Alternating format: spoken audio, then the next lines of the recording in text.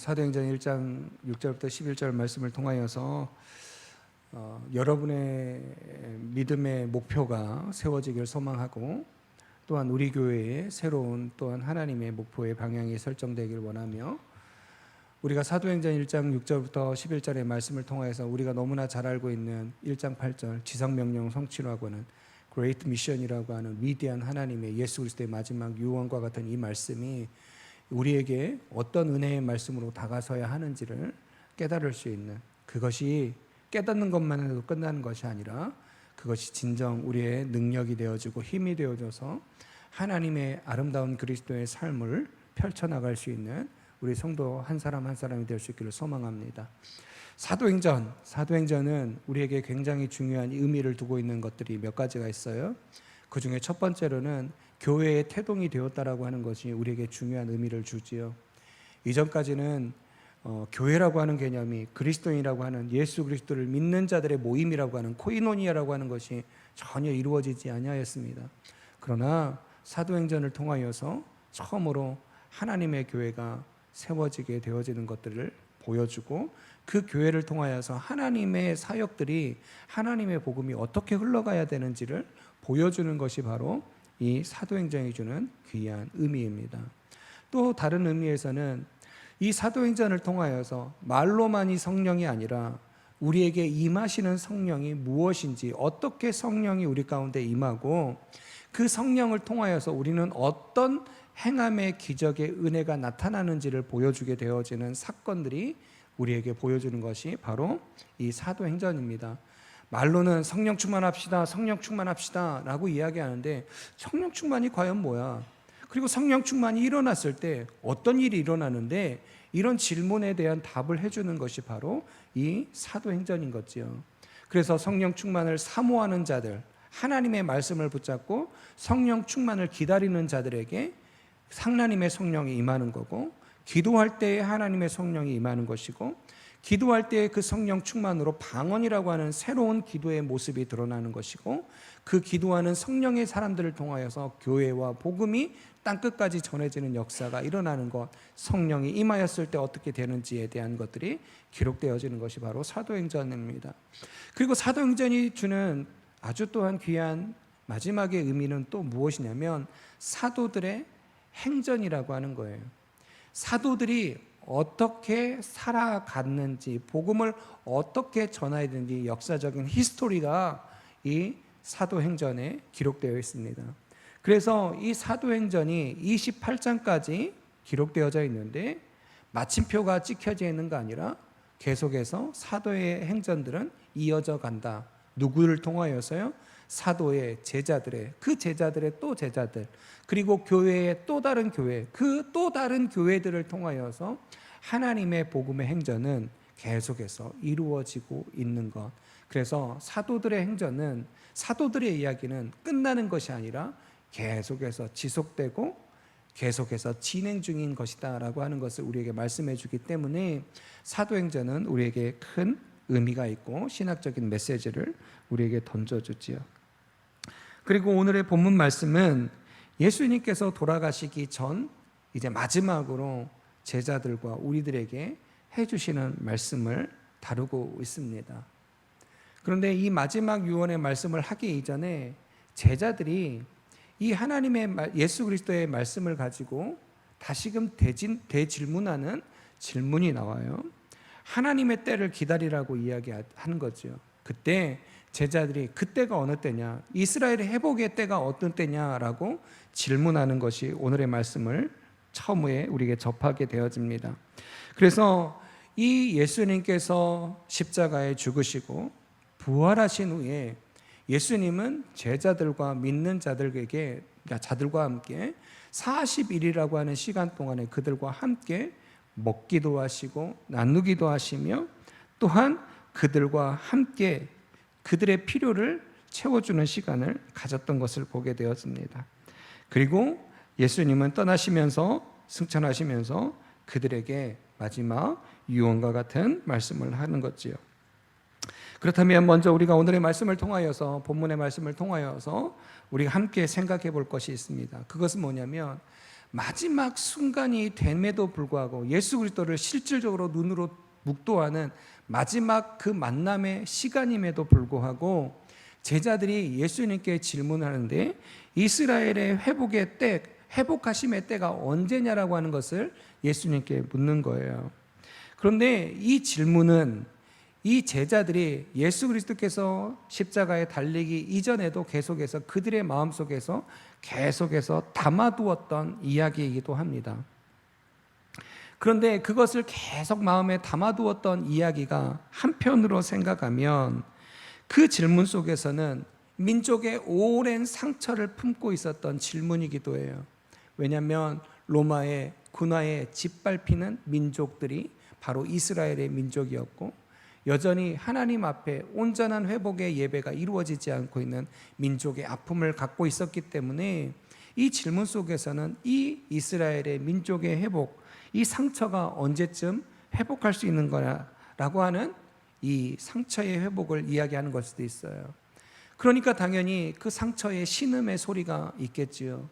여기저기서 그 상처로 인해서 고통의 신음소리가 울려 퍼집니다. 우리나라도 일제라고 하는 나라에 짓밟힘을 당하였을 때 일반적인 사람들이 살아가지만 독립을 외치는 사람들은 이 나라의 민족의 신음의 소리를 그들의 삶으로 이야기하고 있는 것들이 우리나라의 역사 아니었겠습니까? 바로 이 회복의 때는 바로 이스라엘의 신음의 소리를 대변하는 이야기일 수도 있습니다. 또 다른 것으로 이야기하면 예수 그리스도께서 십자가에 죽으셨음에도 불구하고 다시 부활하셨어요. 그리고 예수의 모습이 제자들과 함께하고 있는 순간 이 제자들은 다시금 무엇을 품을 수 있고 품고 나갈 수 있을까요? 예수가 이 정도의 대단한 분이라면 예수님이 이 이스라엘의 회복의 때를 말씀해 주신다라고 하는 그 기대와 소망이 묻어져 있는 거지요. 그렇기 때문에 사람의 눈으로 바라볼 때 이 제자들이 이스라엘의 회복의 때를 묻는 것은 너무나 좋은 거고 당연한 것이다라고 생각할 수 있지만 예수님께서는 그것을 단호하게 그때는 너희가 상관할 바가 아니고 오직 하나님에게 주어진 것이다 라고 이야기합니다. 그것을 이야기하는 것 중에 뭐냐, 이스라엘의 그 제자들은 여전히 그들의 삶을 묻고 있는 현세 속에서 벗어나지 못하고 예수 그리스도께서 십자가에 죽으실 때 죽기 전에 그렇게 제자들에게 말씀하셨음에도 불구하고 그 진리를 깨닫지 못하며 여전히 정치적으로 현세적으로 그 안에서만 묶여있는 그 제자들을 바라보며 하나님의 때를 너희들이 가늠하는 것이 아니라 하나님의 방법으로 이루어진다라고 하는 것을 말씀해주고 있는 것입니다. 그러기에 이 때라고 하는 것을 통하여서 우리가 생각할 수 있는 게 뭐냐면 헬라어로 이 때라고 하는 것을 두 가지의 단어로 사용합니다. 크로노스와 카이로스라고 하는 단어를 사용하게 되어지는데 이 크로노스라고 하는 단어는 그냥 흘러가는 시간이고 카이로스는 하나님이 정하신 시간의 때예요. 그렇기 때문에 하나님의 카이로스가 임하기 전까지 우리가 살아가는 시간을 그냥 살아가는 것입니다. 그렇기 때문에 예수님께서는 이 회복의 때를 이야기할 때 너희는 너희에게 주어진 크로노스의 시간, 달력의 시간이 흘러가는 그 시간을 살아가라. 그렇지만 그 흘러가는 시간 속에서 하나님의 카이로스, 역사하는 시간이 임할 때 그때가 이루어진다라고 하는 겁니다. 그러기에 제자들이 이때이니까 라고 하는 이 시간의 개념이라고 하는 이때라고 하는 시간의 개념은 인간의 조급함도 심어질 수 있지요. 우리는 언제나 묻습니다. 기도하면서 하나님 앞에 묻지요. 언제 하나님 응답하실 거예요? 언제 하나님 우리에게 말씀해 주실 거예요? 이 시간이라고 하는 개념을 늘 묻습니다. 또한 아파 눈물이 흘릴 때면 하나님 내 눈의 눈물을 언제 감추어서 없애주시기를 원하십니까? 우리에게 병이 있습니까? 그럼 언제 병이 나을까요? 그 언제를 이야기하지요. 우리의 내 마음의 교회를 바라보며 하나님 그러면 내 마음 교회는 언제 부흥될까요? 우리는 늘 언제를, 이때를 묻습니다. 이 세상이 언제 하나님의 복음의 때로 바뀔까? 우리는 주님의 때를 알려고 하기보다는 우리에게 주어진 우리의 시간의 때를 물으며 주님 앞에 살아가는 우리의 삶도 여전히 있습니다.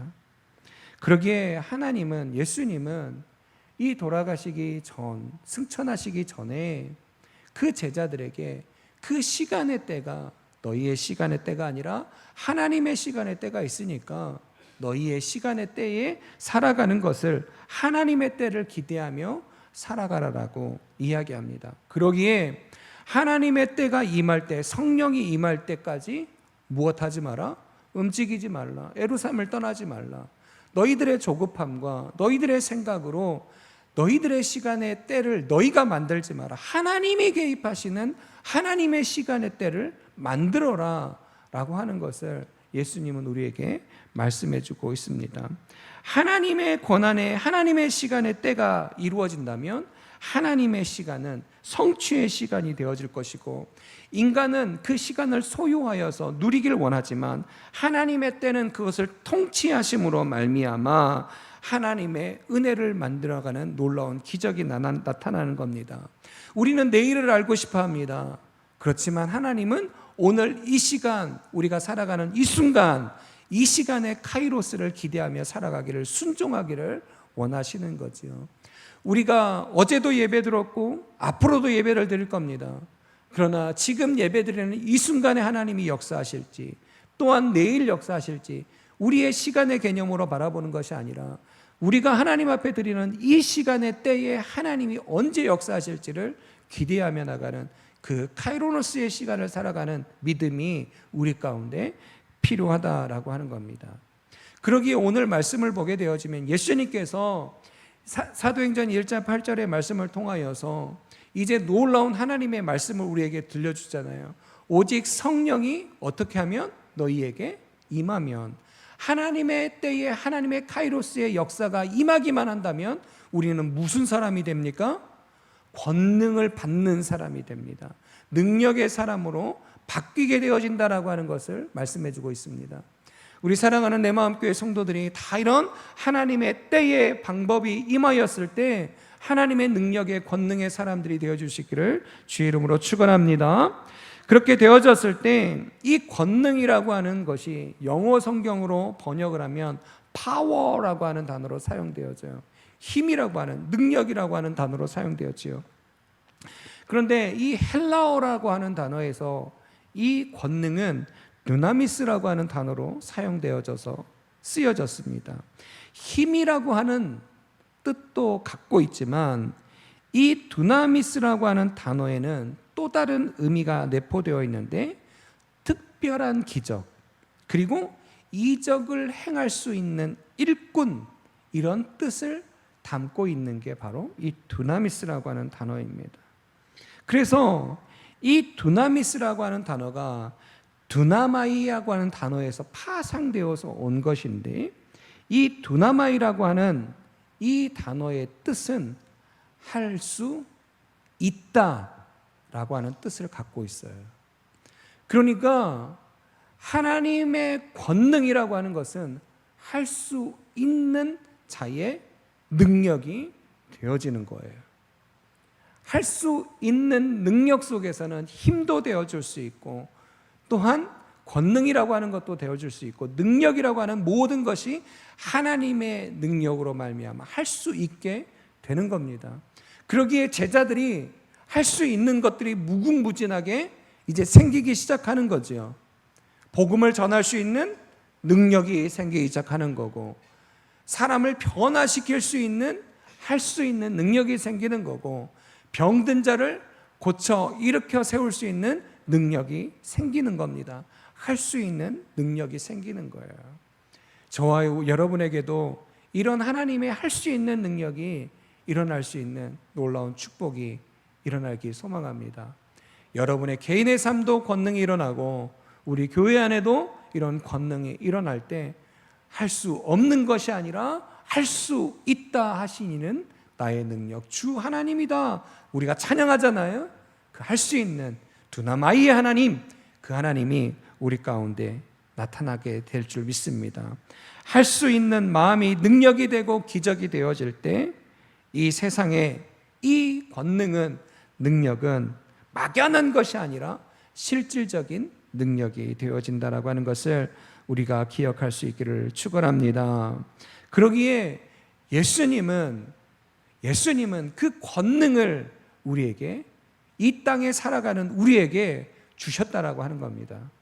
그래서 예수님께서 승천하시니까 제자들이 하늘로 올라가신 예수님을 어떻게 해요? 계속 바라만 보고 있어요. 그때 천사가 나타나, 야, 하늘 보지 마. 올라가신 대로 다시 올 거니까 너희는 어떻게 하라? 이 땅에 예수님이 말씀하신 대로 살아가. 어느 때까지? 예수님이 다시 오실 때까지 이 땅에서 살아가라. 그러기에 예수 그리스도께서 말씀하신 1장 8절에 이 위대한 사명의 말씀은 우리가 천국에 가서 하늘을 바라보면서 이루어지는 것이 말씀이 아니라 이 땅에서 우리가 해야 하고 할 수 있는 하나님의 말씀의 능력으로 나타나는 것이다. 이것이 바로 권능의 삶이라고 하는 거지요. 이 권능의 능력의 삶을 구체적으로 어떻게 펼치라라고 하고 있냐면, 권능이라고 하는 이 말씀을 통하여서 우리에게 말씀하신 것과 동시에 이 권능이 어디에서 사용되어라고 말씀하고 계십니까? 바로 예루살렘과 온 유대와 사마리아와 어디까지요? 땅끝까지 흘러가야 된다라고 우리에게 말씀하고 있습니다. 이 권능이 그러면 예루살렘에서는 어떻게 시작되어야 되는가라고 하는 건데요. 이 예루살렘은 이 제자들에게 있어서 시작의 자리입니다. 어떤 시작의 자리였을까요? 바로 예수 그리스도의 복음의 시작이었습니다. 또한 예루살렘은 제자들에게 어떤 장소였을까요? 예수 그리스도께서 죽으실 때, 십자가에 박혀 돌아가실 때 다 두려워 도망쳤던 장소가 예루살렘이었습니다. 배신과 도망과 두려움의 자리가 바로 예루살렘이었고 그 기억이 남는 곳이 예루살렘이었어요. 그런데 바로 그 실패의 자리, 두려움의 자리, 배신과 도망자의 신세가 되었던 그 자리에서 무엇이 시작되는 자리로 바꾸기를 원하십니까? 복음이 시작되는 자리로 바뀌길 소망하는 것입니다. 그러기에 우리는 하나님의 이 복음의 능력이, 은혜가 우리의 상처를 돌아가는 것이 아니라 우리의 상처가 있는 곳에 임하게 되는 것이고, 우리의 배신과 배반의 자리에 그대로 나타나는 것이에요. 은혜는 상처를 통과하여 새로운 은혜의 복음의 문으로 시작하는 자리로 바꾸는 자리를 만드는 것, 이게 예수 그리스도의 능력의 삶, 권능의 삶이 되어진다라고 하는 겁니다. 그러기에 예수를 믿기에 지난날의 상처와 또한 지난날의 잘남이나 대단함이 중요한 게 아니고, 지금 예수의 권능을 받고 나의 구주 나의 하나님이라고 고백하는 그 말씀의 자리에서 우리는 새로운 시작의 자리가 될 수 있게 된다라고 하는 거죠. 이전 것은 다 지나가고 새롭게 시작되는 자리가 바로 예루살렘의 자리, 능력의 시작점이 될 수 있다라고 하는 겁니다. 여러분, 그러기에 지금 우리는 이 자리가 우리의 시작의 자리가 될 수 있는 겁니다. 바로 예루살렘이라고 하는 곳, 그곳에서 교회가 시작되어졌던 그곳이 바로 이 권능을 받은 자들의 시작의 자리가 된 거죠. 바로 저와 여러분의 시작의 자리도 그 자리가, 예루살렘의 자리가 일어날 수 있기를 소망합니다. 그러기에 우리는 그 예루살렘이라고 하는 그 시작의 자리에서 어떻게 해야 될까요? 호세아 6장 3절에 이렇게 말씀합니다. 그럼 우리가 여호와를 알자, 힘써 여호와를 알자. 그의 나타나심은 새벽빛같이 어김없나니 비와 같이 땅을 적시는 늦은 비와 같이 우리에게 임하시리라 하시니라. 우리는 그 예루살렘에서 하나님을, 주님을 힘써 아는 자리가 되는 저와 여러분이 될 수 있기를 바랍니다. 이 예배당인 이 내마음교회에서 다시 하나님의 복음의 시작, 우리의 상처와 우리의 모든 두려움이 떠나가고 새로운 시작이 되기를 원한다면 우리는 하나님을, 예수를 힘써 알 때 그것이 우리의 새로운 복음의 시작의 자리가 될 줄 믿습니다. 그렇게 되어질 때 마태복음 16장 15절에는 예수님께서 제자들과 함께 빌립보 가이사라고 하는 곳으로 가게 되어져요. 그리고 그곳에서 예수님에 대한 이야기를 사람들이 많이 하죠. 누구다 예수는 어떤 사람이야, 이런 사람이야, 이런 기적을 했어, 어떤 일을 행했어. 그때 예수님은 누구에게 묻는 것이 아니라, 그 사람들이 이야기하는 것을 듣는 것이 아니라 그와 함께하고 있는 제자들에게 물으셔요.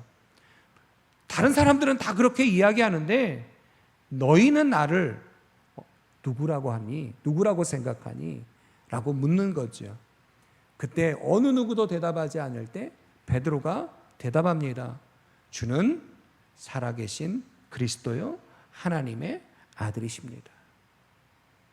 그 고백이, 그 예수 그리스도를 향한 고백이 베드로의 인생을 놀라운 기적의 역사로 바꿔버립니다.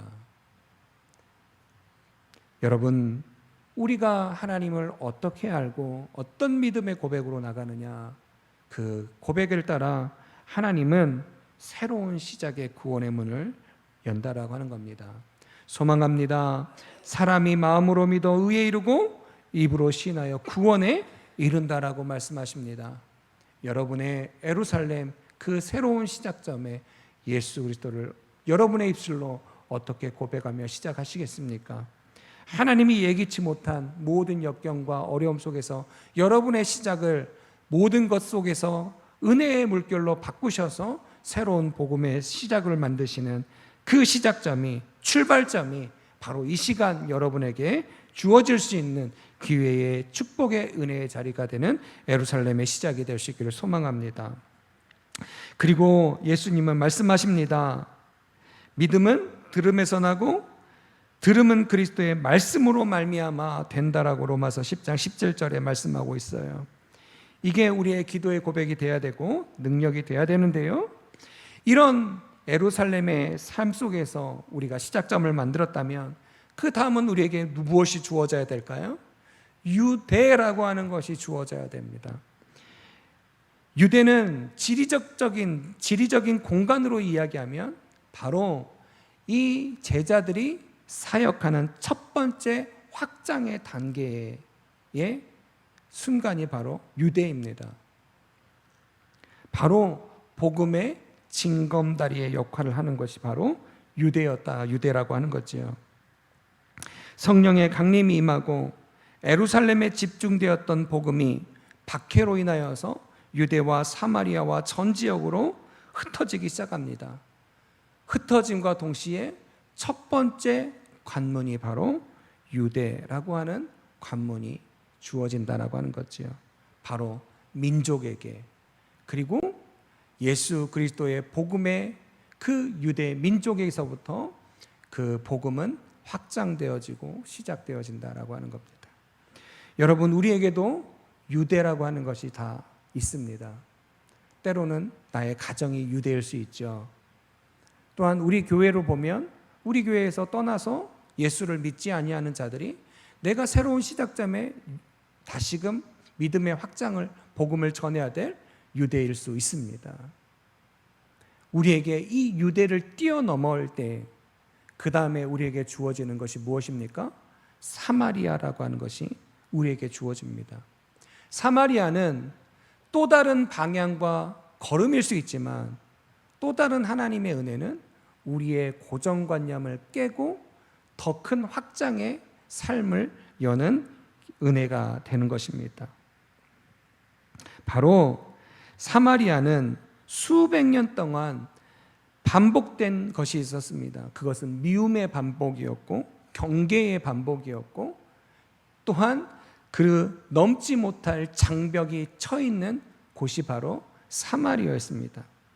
넘어서는 자도 없었고 넘어서려고 하는 자들도 없었던 것이 바로 사마리아였어요. 그런데 복음을 전해야 되는 사명자들을 통하여서 유대인들은 사마리아인들을 업신여겼거든요. 저주했거든요. 그런데 그들에게 다가갈 수 있었습니다. 그들에게 찾아가 하나님의 복음을 전할 수 있었습니다. 경계의 문을 헐었습니다. 사라지게 만들었다는 거지요. 예수님은 이미 공생의 사역 가운데 그 모습을 보여주셨어요. 우리가 너무나 아는 사마리아의 우물가의 여인을 향하여서 사마리아를 횡단하셨고 여인을 만나셨고 그에게 하나님의 말씀 예배를 가르치셨어요. 그리고 그가 신령과 진정으로 예배할 때가 오나니 그때 너는 정말 신령과 진정으로 하나님이 찾으시는 예배자가 되라라고 말씀하는 거지요. 그래서 그 하나님의 말씀에 믿음이 생겼고 그 말씀으로 말미암아 그 여인은 새로운 삶의 복음이 시작된 겁니다. 그것이 바로 이스라엘의 이 예루살렘에 머물러 있던 자들이 이 사마리아를 넘어서는 놀라운 은혜의 때를 만들게 되어졌다라고 하는 겁니다. 그래서 빌립보서 1장 27절에 사도 바울은 이 복음에 합당한 삶, 사마리아를 뛰어넘는 삶을 이렇게 표현합니다. 오직 너희는 그리스도의 복음에 합당하게 생활하라. 이는 내가 너희에게 가보나 떠나 있으나 너희가 한 마음으로 서서 한 뜻으로 복음의 신앙을 위하여 협력하는 것과. 이 말씀이 뭡니까? 우리는, 사도 바울은 복음에 합당하게 살았다는 거예요. 그러니까 너희도 그 복음에 합당하게 살라라고 하는 거죠. 그리고 한 마음이 돼서 복음의 신앙을 위해서 협력하고 합력하여서 선함, 하나님의 선함을 이루었고 이루어 가라라고 이야기하는 겁니다. 사마리아가 어떤 땅이건 우리의 생각이건 우리의 가치관이건 우리가 바라보는 욕하고 멸시하는 것이었건 그것이 중요한 게 아니라 복음에 합당한 삶이 우리 가운데 있다면 그것은 우리가 넘어가야 되고 행해야 되고 한마음 한뜻으로 이루어야 될 것이 바로 사마리아라고 하는 것이라고 하는 겁니다. 우리에게, 여러분에게 사마리아는 어디입니까? 동일합니다. 여러분이 가정이, 자녀가 사마리아일 수 있습니다. 고정관념 있잖아요. 안 돼. 이런 거 없으세요? 있을걸요? 또한 우리가 실패하였고 상처 입었기 때문에 누군가를 다시 품으려고 해요. 사랑하려고 한다고 해보십시다. 사랑이 되던가요? 안 돼요. 무엇 때문에요? 우리의 생각이 사로잡는 게 많잖아요. 이렇지, 이랬었지. 그러니까 더 이상 사랑하려고도 하지 않고 은혜의 손길을 내밀려고도 하지 않는 게 얼마나 많습니까? 그러나 복음에 합당한 능력의 삶이 우리 가운데 주어진다면 그게 복음의 능력이 되어져서 그것들을 다 무너뜨리고 하나님의 복음의 능력으로 나타날 수 있는 은혜가 임하게 되어진다는 거죠. 이것이 바로 사도 바울이 우리에게 말씀해 주고 있는 거예요. 우리에게 어떤 것이 주어질까? 어떤 사마리아가 있을까? 생각해 보십시오. 우리 교회 가운데도 중보기도 여러분 밥 먹을 때마다 교회를 위해서 기도하십시오. 부흥의 때를 놓고 기도 좀 하십시오. 그러면 우리는 우리 교회를 향하여서도 사마리아가 존재할까요? 안 할까요? 존재합니다. 지리적인 조건들을 따지고 보면 안 되는 것 투성이잖아요. 광주 광역시지만 시골인 이 석정리까지 누가 오겠어요? 이 생각이 있잖아요, 우리 안에. 이 주변에 젊은 세대가 없고 다 나이 드신 분이니까 복음을 전하도 이제 우리 이정희 권사님하고도 또 경로당 가서 이야기하지만 긍정적으로 받아들이는 것 같은데 결국은 또 안 오시잖아요. 근데 우리 안에 그런 또 안 되면 우리 안에 고정관념이 있어요. 안 되는구나 이런 생각이 있죠. 그러나 하나님은 그런 것들을 다 하나님의 능력으로 바꿔버리신다는 거예요. 우리의 모든 생각의 개념을 바꾸신다는 거죠. 그러기에 우리는 하나님 앞에 능력의 사마리아를 넘어가야 되는 저와 여러분이 되어야 합니다. 그리고 땅끝이에요. 이 땅끝은 굉장히 큰 의미를 우리에게 부여줍니다. 그리고 예수님께서 이 제자들에게 말하는 이 땅끝은 굉장한 도전입니다. 유대 사람들은 땅끝이 존재한다라고 믿었을까요? 존재하지 않는다고 믿었을까요? 예수님 살던 시대 때의 유대인들은 우리가 걷고 가면 언젠가는 땅끝이 도달할 것이다라고 생각했어요. 그런데 사람들은 땅 끝까지 가려고 하지 않아요. 왜냐하면 땅 끝에 가면 낭떠러지와 같은 것이 존재할 것이고 그곳은 죽음의 자리, 수월의 자리, 저주의 자리라고 생각했기 때문에 그 땅 끝으로 가려고 생각하는 사람이 아무도 없었어요. 존재한다라고 생각했지만 그 존재하는 곳까지 가려고 하지 않아요. 절대 도전하지 않습니다. 그런데 예수님은 도전하래요. 가보래요. 너희가 생각하는 땅끝이 어디인지 모르겠지만 그 땅끝까지 가래요. 그게 바로 하나님의 말씀의 사명의 부르심의 자리라고 하는 거예요. 우리는 압니다. 내가 출발하는 그 자리가 지금 우리가 이 시대를 살아가는 사람이라면 내가 출발하는 자리가 언제는 내가 도달할 목표 지점이 되죠. 지구는 둥글기 때문에. 그렇기 때문에 이 땅끝이 우리에게는 별 의미가 없이 다가설지는 모르겠지만 이 땅끝은 정말 무서운 도전의 말씀이에요. 어찌 보면 너 죽음을 각오하라라고 하는 선포와도 같은 거죠. 여러분, 오늘의 교회의 이재훈 목사님께서 사도행전 1장 8절의 말씀을 통하여서 이렇게 말씀하시는 게 있었습니다. 예루살렘과 온 유대와 사마리아 땅끝은 순차적인 의미가 아닙니다. 모든 방향입니다. 모든 방향, 다방향 다 중심적으로 나가는 것입니다. 어떤 이는 예루살렘을 가는 사람이 있고 어떤 사람은 유대로 가는 사람이 있고 어떤 사람은 사마리아로 가는 사람이 있고 어떤 사람은 땅끝으로 가는 사람이 있다는 거예요. 뭐가 우선순위가 아니고 단계적으로 예루살렘 갔다가 유대 갔다가 이게 아니라 우리의 시작점은 방향은 다 다르지만 그 가는 곳이 우리의 시작이고 그것이 우리가 행해야 될 시작이라고 모습이 되어야 된다라고 하는 거죠. 여러분, 오늘 말씀을 들으면서 여러분이 가지고 있는 그 하나님이 주신 그 능력, 하나님이 주시는 그 개입하시는 그 권능의 은혜의 성령의 충만한 자리에서 어디에서 어떤 능력의 삶을 펼치기를 원하십니까? 예루살렘입니까? 유대입니까? 사마리아입니까? 아니면 땅끝입니까? 여러분, 어떤 이는 땅끝이 가족일 수 있습니다. 어떤 이는 땅끝이 나의 직장일 수 있습니다. 어떤 이에게 땅끝은 나의 실패의 자리일 수 있습니다. 그러나 그 땅끝은 우리가 도전해야 되는 것이고 이겨야 되는 것이고 하나님께서 승리를 약속하신 자리라고 하는 거지요. 그러기에 두려워하지 마십시오. 하나님은 그 때까지 멈추지 아니하고 우리를 바라보시며 우리를 이 땅 가운데 우리가 향하는 모든 발걸음 가운데 하나님의 능력의 삶을 살아가게 하여 주신다라고 하는 겁니다. 여러분의 회복의 자리, 승리의 자리, 그 자리를 하나님의 권능으로 채우고 역사하게 되어지는 은혜가 오늘 예배 하나님 앞에 결단하는 여러분에게 이루어지기를 축원합니다. 여러분, 이 말씀처럼 우리 하늘만 바라보지 말자고요.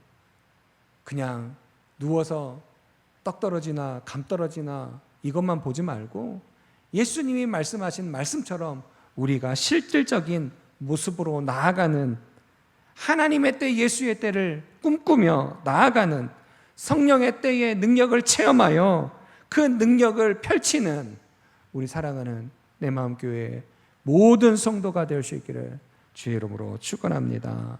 함께 나가십시다. 함께 일어서는 저와 여러분이 될 수 있기를 축원합니다. 이 시간 말씀을 기억하시면서 한번 기도하겠습니다. 여러분, 그냥 말씀만 듣지 마시고요.